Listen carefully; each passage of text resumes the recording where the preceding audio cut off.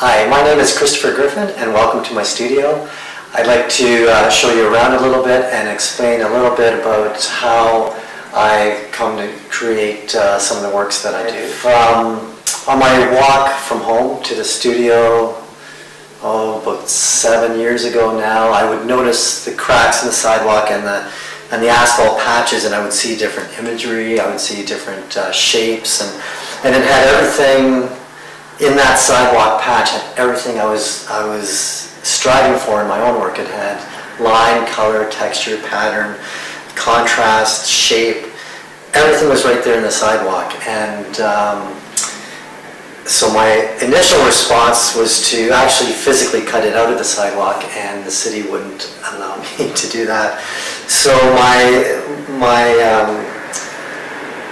journey, I guess, really began at that point, because I wanted to capture these shapes on the sidewalk. So what I started, I thought, well, I'll just trace them, and then I got plastic and I traced the shapes out, and I put them on the canvas, and then I started mixing oil paint, and I thought, well, what color am I going to paint this shape? And I thought, well, I like the asphalt color, and I started mixing it brown, and I thought, well, why don't I just use asphalt? So I went out and I bought some asphalt and started painting with it, and discovered I really liked the way the asphalt, I like the way it responds, I like the way it dribbles, I like the way it dries.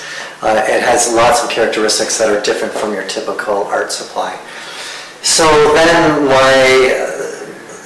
as I said, this has been 7 years in the making. I went to, well, instead of tracing the patch, why not put asphalt right on the patch and get a print from it? And the first time I did it, I was expecting to get the shape of the patch, and I didn't. I got all sorts of random markings and all sorts of different splotches and blobs, and I thought, well, I didn't rub it hard enough, so I really scraped the back. And no matter what I did, I would never get a complete blob. And I thought, well, actually, this is more interesting than just getting the round shape that I was trying to get. So I thought, well, what I'll do from this is I will just go to different city sidewalks. I'll put asphalt down, and whatever I get is what I get, and then I will turn that into whatever creature or shape or whatever imagery I see in the sidewalk print. And that has evolved now. There's a technical issue with oil paint not touching the asphalt itself. And I found that this random markings was, although very interesting because that dictated what I was going to paint, it was also just a bit of a technical, a little bit of a messy transition between the oil and the asphalt. So then what I've been doing the last year or so is basically painting with tape. And I take canvas and I mask the background away. And this takes away a little of the spontaneity of what imagery I will get. But on the plus side, it gives me a very clean edge and very distinct area of just the asphalt. And I think the combination, it's very graphic. It basically is a monoprint, and it still has the randomness that I really enjoy, the accidental, and if you were to see the skin of a whale or the skin of an elephant or even human beings, there's all sorts of blemishes, there's all sorts of wear and beauty in life, and that's the sort of thing that I think this captures quite well, and that's what keeps me going forward. And that one over there is the same? This is the same, yeah. So This winter was actually quite fortuitous because there were warm spells. So I could go out and I could grab prints from the sidewalk that didn't have snow on them and didn't have salt on them. And it was, so all of these prints in my studio right now were all taken just down the street from me. And if you walk down the sidewalk, you will see different brown patches. Let's talk about your turtles. Sure. The turtles came from my public art piece at the Beaverbrook Library, which my proposal was to create Blanding's turtle sculptures, which Blanding's turtles are endangered, and the Beaverbrook Library happens to be only a kilometer or so away from the South March Highlands, which still has a viable population of these turtles. So that got me into searching the turtles and creating these concrete turtle sculptures and these concrete murals. And this is a piece from that project. Anything else you would like to share with us? My public art pieces. This is the parking garage in the glebe. I put concrete imagery on every support, every shear wall, and there's 4 floors, and that was, for me, that's very exciting because I'm working in a different medium on a different scale, and I'm working with construction crews, and I'm taking a parking garage which is pretty pedestrian and pretty minimal as far as decoration, and I'm using concrete to create some visual imagery and visual interest in something like a parking garage, which is a little bit unusual, but it's unexpected, and I think people are responding to it quite well. How does the future look for Christopher Britton? That I can't answer. It's what I really enjoy, and it's kind of like the accidental prints from the sidewalk, is I don't know what projects are going to come up. I don't know where I'm going to travel to next. I don't know what commissions I may get, even what cities I may go to. So I couldn't, 5 years ago I couldn't tell you I was where I am today, and likewise I can't do that as well. And that's the part of people. Sometimes people say, "Oh, aren't you afraid? You know, people are going to copy you, or people are going to take your imagery." And my response has always been, "I don't even know what I'm going to do next. So someone can copy what I did in the past, but they definitely can't copy what I'm going to do in the future." You had a fascination with elephants a long time ago. The news coming out of Africa and the slaughter of elephants is escalating. And that's something, it's in the back of my mind of addressing that issue, or coming back to that issue. 5 years ago for Nuit Blanche, I did an installation. The theme of the show was life is beautiful. And my concept was, well, life is beautiful if there's a herd of elephants somewhere in the world that is thriving, that is expanding, that is growing in population, that we don't have to worry about. There's a herd that absolutely is healthy, and we don't even have to create a park because they're doing so well. So I created these 17 concrete elephant sculptures, and I handed clay out to people walking by to make their own little elephant to add to the herd. So by the end of the night, my 17 elephants turned into 1,717. And it was just a beautiful, fun, interactive display. But it's, yeah, life is beautiful would be, in my mind, a natural environment that we don't have to worry about. Thank you so much.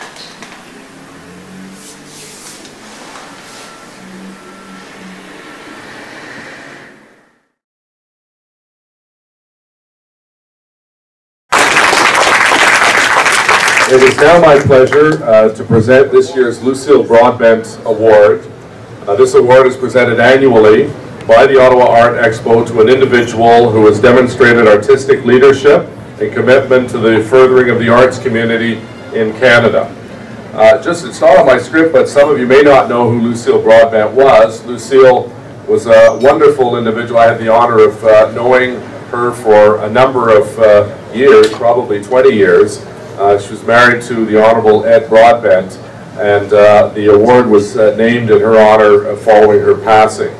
So it's great to have Lucille's memory remembered and her great passion and support and advocacy for the arts. And this year's recipient, as you've heard, is Christopher Griffin. Mr. Griffin has become one of the city's most successful and admired artists. His large concrete inscribed murals can be seen on bridges and walls around the city. He's been involved in various city projects, such as the Ottawa Public Library West District Branch Public Art, and he's represented by 7 galleries, including 2 in the United States. The Canadiana Fund has 5 Christopher Griffin works in their collection, including 1 hanging in Stornoway, the official residence of the leader of the opposition. Mr. Griffin has done great work in the community, including being the founder of Art on Ice that we heard about, and donating his time or work to various community fundraisers for causes like Cure Kids and the Jane Goodall Institute. Just a few months ago, we announced a new program at the city that we're trying to enliven those ugly, drab underpasses of the 417. And we worked with the province and Yasser Nakfi, and the city coordinated a competition, and we had artists paint 2 of the underpasses. One is at Metcalfe in the 417, and the other, which adorns beautiful work by Christopher, is at Bronson and Riverside. And my goal over the course of the next several years, I have to get elected first, but if elected, every underpass in the downtown core will be adorning local artists that we will welcome the world in 2017, which is the 150th anniversary of beautiful local art. And so Christopher was one of the first, and it was a real honor to meet him and to thank him for the work that he did. And I encourage you, when you go by Riverside and Bronson, to see his spectacular work and the work of the other artists at Metcalfe in the 417. So ladies and gentlemen, it's a real pleasure to present the Lucille Broadbent Award to Christopher Griffin. Thank you.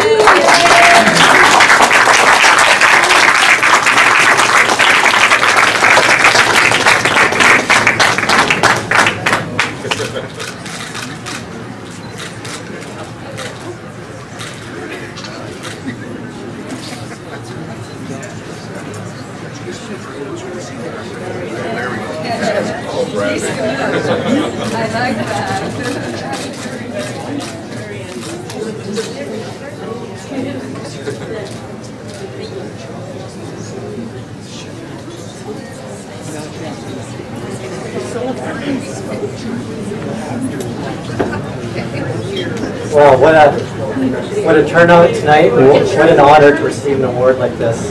It was the year 2000, my wife and I decided to move to Ottawa. And a lot of my artist friends in Toronto, they all had the same sort of question. Why?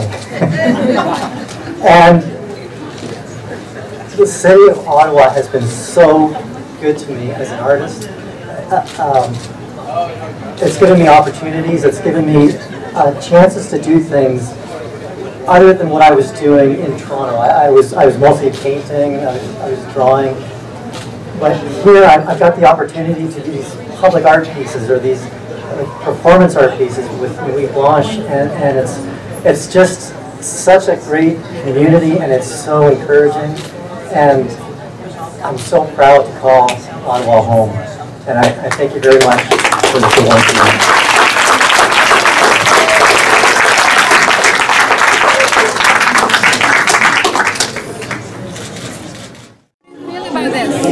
Fantastic. This is a great event. It's a great turnout, and it's so nice to see everyone coming to support the arts. Did you expect it? No, not at all. No. it was never, as an artist, I'd never expect to get an award of any sort. So yeah, this is a real surprise. I wanted to ask you about the Blanche. How was it? Again, it was a fantastic event. It's so much fun to have people just walking by, or people, just the public, engaging in the work and helping to create a sculpture. It was a lot of fun. Thank you so much. You're welcome.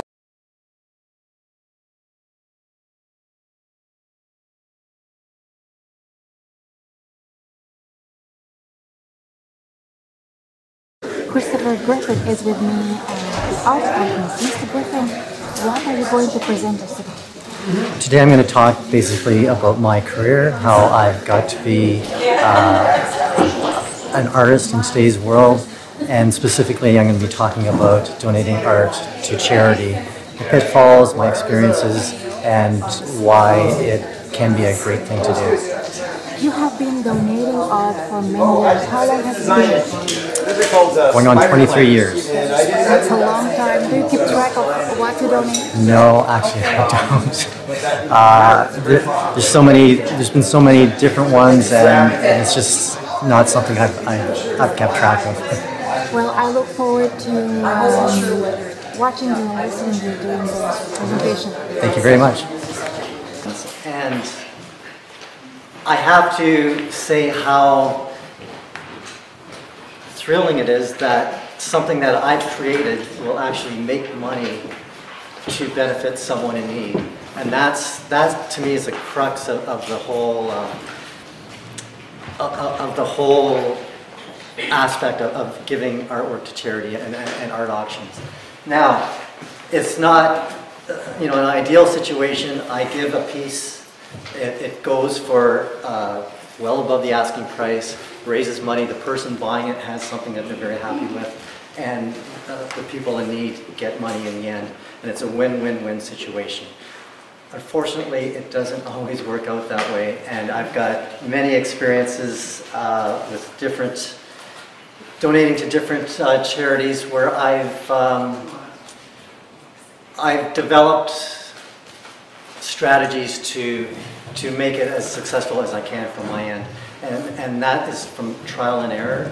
And if I can impart anything to you so that you don't make the same mistakes I have, then that would be a good thing. I've started my career, I'm basically self-taught. Everything I'm going to talk about today has not been, I didn't learn it in school, I learned it through trial and error. And it's satisfying, but it doesn't have to be as difficult as how I went about it. It won't. But it is, for me, it's, I could go canvas, I could go like do food hampers or something, or I could spend my time and do a painting that could actually bring in, a substantial amount of money. So it's a way for me to give, and I feel really good when that happens. Know the audience. So if it's going to be a charity in the basement of a library or a black tie event, you have to have an idea. Is this an audience that's going to spend hundreds of dollars, or is it an audience that's going to spend thousands of dollars, and donate respectively? Because if you give a $3,000 painting to this library, well, chances are no one's going to come and pay that sort of money. Same thing for the black tie event. You don't want to, give something small that's worth $50. It just doesn't fit in. So know your audience and donate appropriately. You don't want to overvalue your work. So if your work, if you have a set price for your work, $600 say, don't go in and say, oh, this is worth $800 or this is worth $1,000 because it's going to bring in more money for the charity. Keep your prices consistent, and this goes, not just for charity art auctions. So do not overvalue your work. Also, do not price it too cheaply, saying, hey, I want to raise money, so probably won't sell for $400. I'll put a price of $100 on it. what that does is it devalues your work, and it also devalues what other people have paid for your work. So I know I've gone to quite a few charity auctions, and there'll be a silent table, and you know, you could buy a chef for 10 people for the night, or you could buy different things. People are looking for deals, and if they get a deal, they're just going to say, wow, I got this, you know, I went to this charity, I got this great deal, and they're going to tell everyone. And if one of your paintings is one of the deals, yeah, I got this Christopher Griffin painting, and you know, it was valued at $3,000, I got it for, you know, 120. Well, it's a small community, and people will hear that, and people who did pay $3,000 are going to feel kind of ripped off. So you kind of got a responsibility to your market to keep the prices consistent. And my sort of benchmark that I've come up with these charities is, at an auction event, is to set a price of 50% that painting will start at and will not go under. So if it's a $1,000 painting, I would say $500 minimum. And if it doesn't sell for $500, then I will take it back. I come up with a 50% because that's what a lot of galleries will take. So that to me, you know, if a $1,000 painting sells for $500, I can kind of reconcile that with that's what I would get from a gallery, and the charity's getting it. If it goes less than what you would get from a gallery, then I feel I may as well just write a check and hand that to the charity, and forget the whole donating art, because it doesn't do anyone. I don't feel it does the artist any good, or the charity. What I've noticed recently is there's a lot of artists who say, you know, the cost of paint and canvas and framing, you know, it's quite a bit. Is there any way we can recoup some of that cost? And I've noticed that there's been a few charities where they'll say we'll give 40% to the artist, and we'll keep 60%. There's been some other organizations that will say we'll give 40% to the artist, we'll keep 40%, and 20% goes to the charity. And I just feel that's a very slippery slope. I know anytime I go shopping and they say, oh, you know, today, you know, 10% of your purchase is going to this charity, I think, big deal. Like, what actual money are we talking? Like 10%, like, come on. Like, if you're going to give, but don't. This is a marketing ploy. I'm not going to buy more from your store because you're giving 10%. It actually really irritates me. I mean, Loblaws irritates me too. When the poor checkout staff have to say, "Oh, do you want to donate, you know, $1 to whatever?" And in front of everyone in line, I have to say, "No, I don't like homeless people. I'm not going to donate $1." And it's just. The other thing is, you know, they're collecting all this money, and Loblaws goes and gives a big check, says, here's a big check for whatever charity. They get all the kudos, and it's all from us. So I find that really distasteful. Anyway, so that's, but I can see the artists are saying, you know, this cost, and framing is expensive. So my kind of take on that is, a lot of times they'll give you options too. They'll say you can donate 100%, or you can, if you need some money back, you can do it this way. I always choose to do it 100% for the reasons I've kind of told you. I have seen artists in this situation overvalue their work. So they're getting 40%, they overvalue it, they sell it, and the 40%, because it's overvalued, they get what they would get if they sold it out in their studio. I've seen that a number of times, and it's shocking to me, and it's totally against the spirit of the charity. And I think you know, it's karma. It's going to come back to them. The art world's small, and a client, again, the client's going to say, how come I paid this much and you're selling in here for this? It's just bad news to change your prices like that. The other thing with the audience, the people who go to the charities, a big thing people don't like when they give to charity and they find out 20% goes to the actual people who need it. It's like, oh, really? So the 80% is going for marketing and advertising, and it just sets up this whole kind of stink around the whole thing. And so it's something that again, if it's too expensive for the framing and the art supplies, I would suggest don't donate.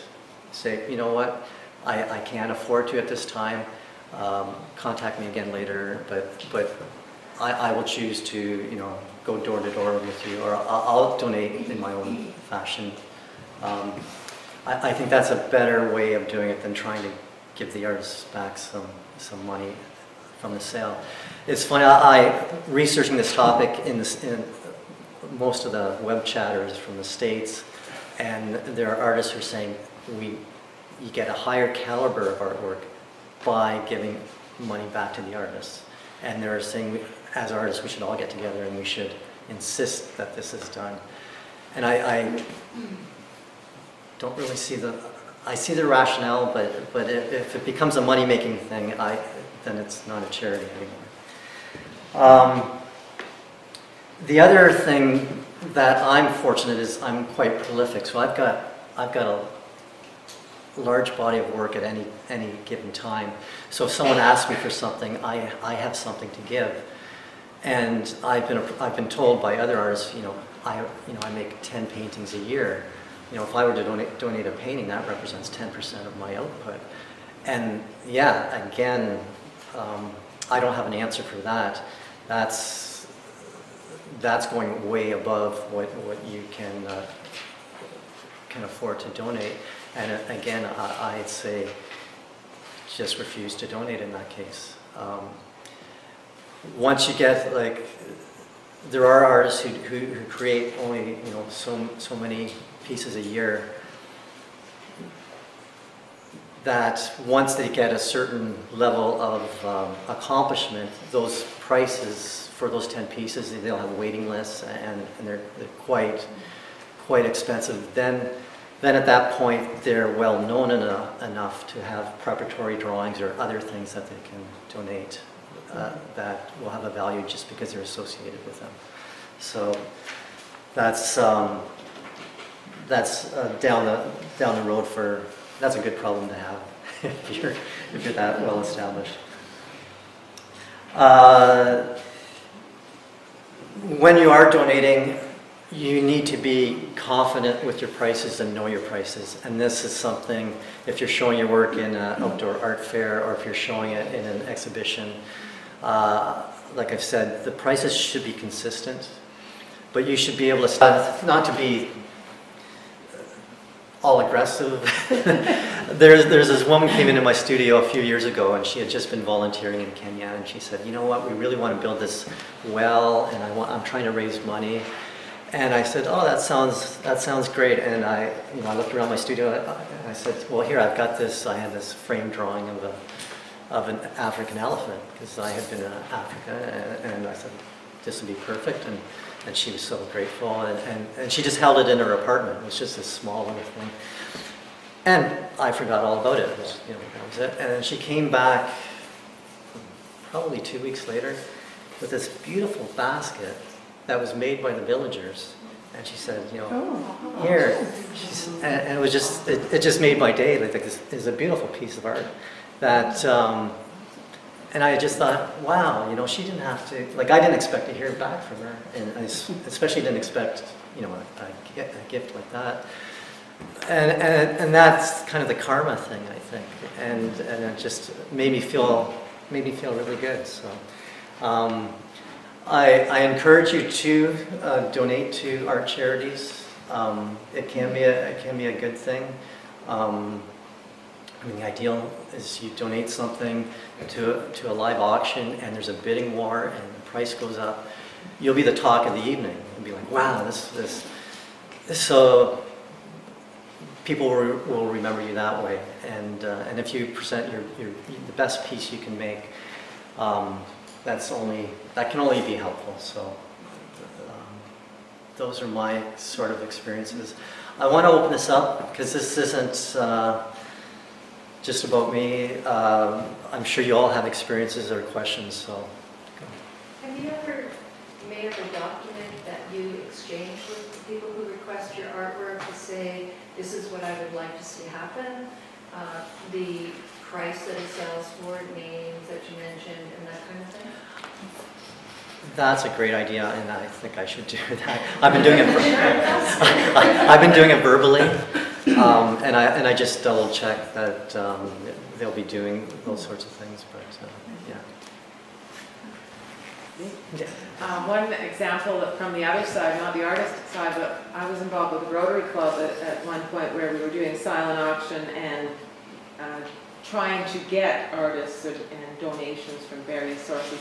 And my sales pitch was that I made a PowerPoint and got people to give me the logo or whatever, it was a golf course or whatever it was that they were donating. I put it on the PowerPoint, and then during the party, when it's in a loop, so it was no effort. Once you press go, it just all night long it went in a loop, and it was a big screen like this. And the idea was, you know, your name or your logo would come every 20 minutes or whatever it was, all night long. So it's free advertising for the donator. And as I thought, it's a really good idea because we've all been to parties where you have awkward silences, where you've got no one to talk to, or you don't know anybody. Well, it's something to look at during the course of the evening. So I thought it was a good way to entice the donator. And I think that's the kind of thing that you could ask for as an artist. Yeah. It's no effort anymore with PowerPoint. Yeah, I think it's great as well. I don't think an artist, well, almost anyone donating, people will say, hey, I saw you donated there, now I want you to roof my house. I haven't received any tangible business from anything I've ever donated in all my years, but that's also not the point. But anything that can help is great. Yeah. Can you suggest some worthy charities that maybe people in the room might be interested in donating work to that are relatively well run? I would suggest charities that you feel very connected to, and I'll leave it at that. These are organizations that change. They may be great, you know, for a few years, and then the board changes, or they stop doing them. So there's no one specific. I do know. If you're going to do art-related charities like the city or the Ottawa Art Gallery or something, a framing store or something like that, tends to attract people interested in art. So that is going to be the biggest bang for your buck, because you've got an audience that has a knowledge and an interest and is willing to spend. When you're lost in, you know, trips and cruises and dinners out, people are not, artwork is more like, oh, I kind of like that. It's kind of not the reason they're going in the first place. So if you can get connected to those sort of fundraisers, it's better for you as an artist. Any other experiences or questions relating to funding for art? Yeah. Well, I have a success story about donating in that. I donated to United Way auction that was being done through Morgard. Mr. Griffin, you had a very successful presentation. Everybody loved it. What are your perceptions about the public response to your...